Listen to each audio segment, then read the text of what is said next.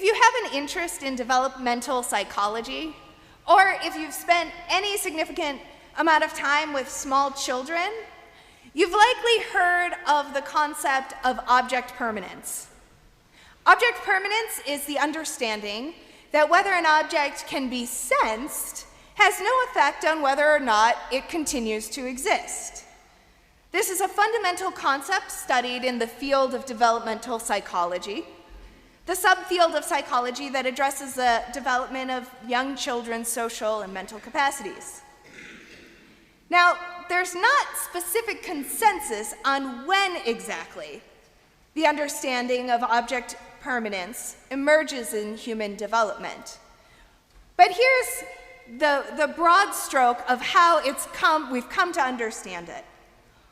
Jean Piaget, the Swiss psychologist who first studied object permanence in infants, argued that it is one of an infant's most important accomplishments, as without this concept, objects have no separate, permanent existence. The theory is this is why peekaboo is so darn delightful to young children, because one moment there is an adult present, smiling, talking to them, and the next, poof! They have utterly disappeared behind their hands or a cloth or a door. And then, just as it seems like they have vanished completely off the face of the earth, they appear once again. To this infant's experience, it must seem like the most astonishing of magic tricks. I feel super powerful whenever I do this with Penelope. It's like magic. The adult disappears and then reappears in an instant. Of course, as is always the case, this concept is a bit more complex than it seems. Piaget believed that infants develop this understanding by the end of the sensory motor stage, which lasts from about birth to 2 years of age. Other researchers have conducted studies that suggest babies develop this understanding much sooner. For instance, one study showed infants a toy car that moved down an inclined track, disappeared behind a screen, and then reemerged on the other end, still on the track.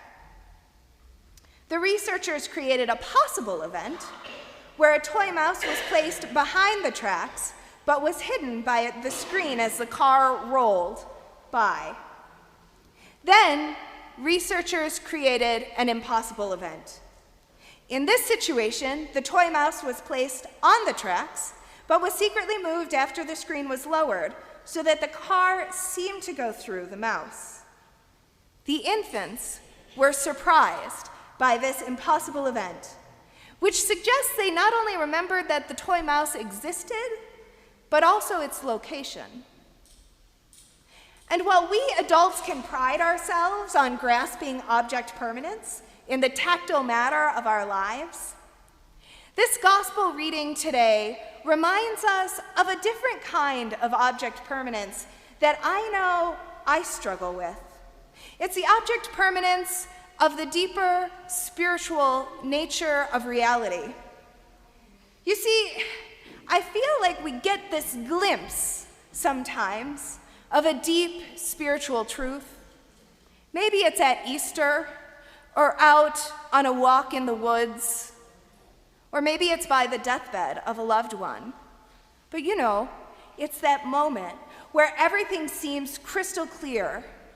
You understand that life is so short and so precious. Everything falls into the right place and perspective. And then, in an instant, like behind a screen or a door, that truth disappears as we're distracted by the cares and occupations of our daily lives. These truths seem to vanish from view. And I don't think that this is a cause for any guilt or shame. It really seems to be part of what it is to be human, that we are in the midst of some kind of mysterious cosmic game of peekaboo. And that's part of the wisdom of the church here. As we tell these stories over and over, we remember not only a resurrection in the past, but the ways in which these truths are present in our own very lives. This Easter season, and listening to the story of Thomas and Jesus' friends on this second Sunday of Easter, here are the truths that I keep coming back to. First, you cannot have resurrection without death first. It's just part of the deal. Our culture is so enamored with success and growth, we would really rather skip this whole death part and go straight to resurrection. In this week's resurrection story, and in the ones we'll hear in weeks to come, each encounter is only possible because Jesus died. Jesus really died, not some kind of mostly dead situation. So too, we must experience death from time to time to make space for new resurrected life to grow within us. Perhaps it is the death of an identity to which we have desperately clung, or a personal narrative or habit or thought pattern that has become all-consuming. Or, in the words of the Franciscan priest Richard Rohr, here's how he frames it. Jesus is the set human blueprint, the standard in the sky, the oh-so-hopeful pattern of divine transformation. Who would have presumed that the way up could be the way down? Trust the down, and God will take care of the up. This leaves humanity in solidarity with the life cycle, but also with one another, with no need to create success stories for itself or to create failure stories for others. Humanity in Jesus is free to be human and soulful, instead of any false climbing into spirit.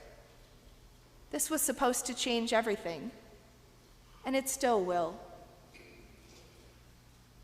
Here's the second Easter mystery we encounter as Thomas encounters Jesus in today's text. Wounds are part of the resurrected life.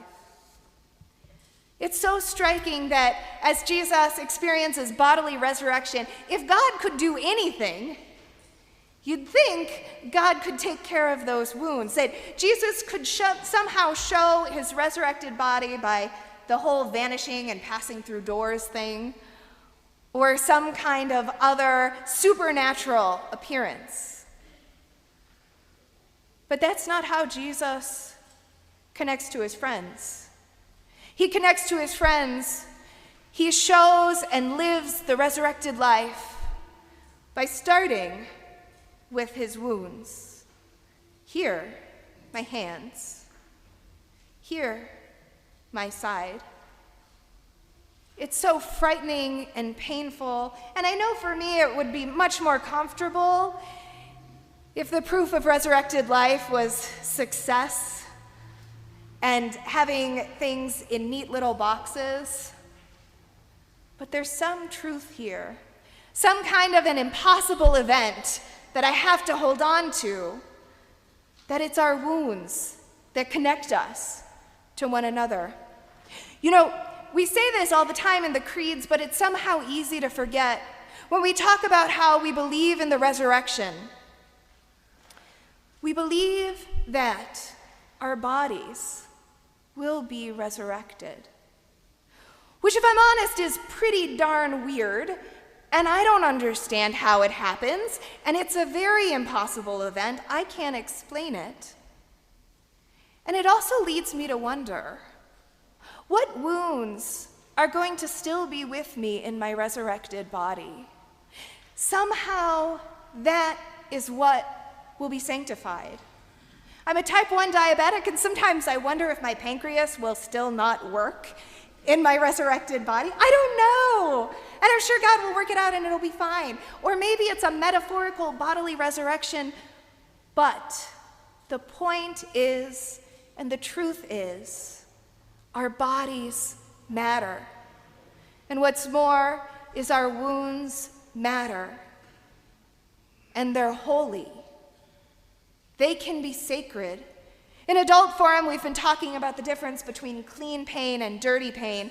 And the dirty pain is the way that we internalize guilt and shame and often will lash out at others or just tell ourselves these horrible negative stories. And then that dirty pain just gets stuck in ourselves, in our relationships, in our bodies.